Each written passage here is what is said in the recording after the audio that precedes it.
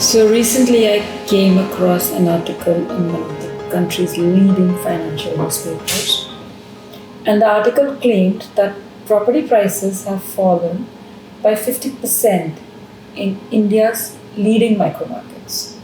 Sounds dramatic, right?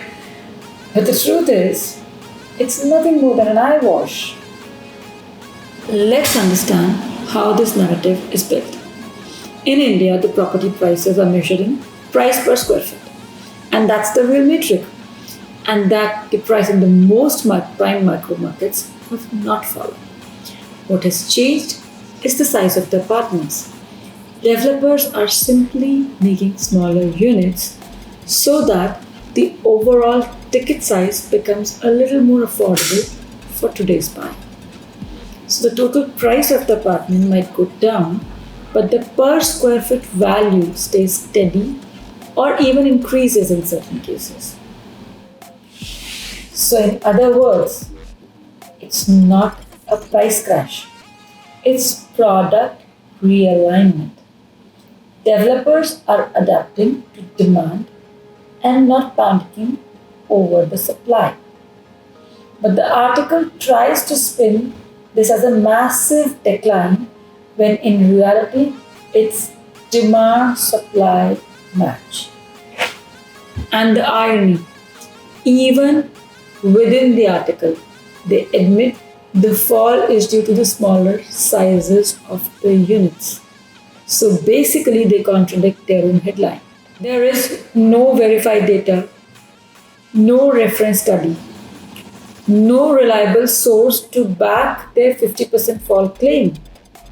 And they are talking about extremely small micro pockets, not the overall market. Yet, they headline it like nationwide crash. It's sensationalism and not journalism. It's becoming a pattern whenever the conversation is about stocks or mutual funds. The same influencers use mild, comforting words. The market dipped a little. We are seeing a short term correction. It's just a temporary slump. But when it comes to real estate, the tone completely changes.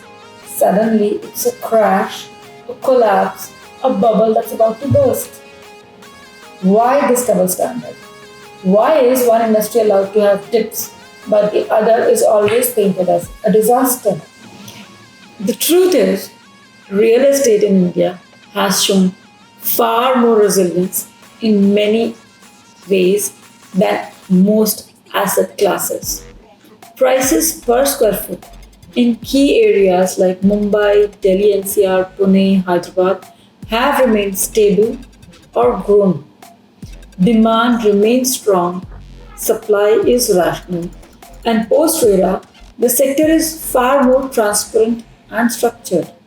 Yes, the developers are offering smaller configurations because affordability drives demand. That's not oversupply, that's simply good business sense. That's the market responding to reality and not crashing under it.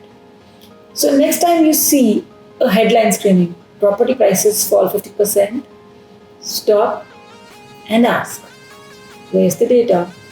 What's the reference? And who benefits from this fear?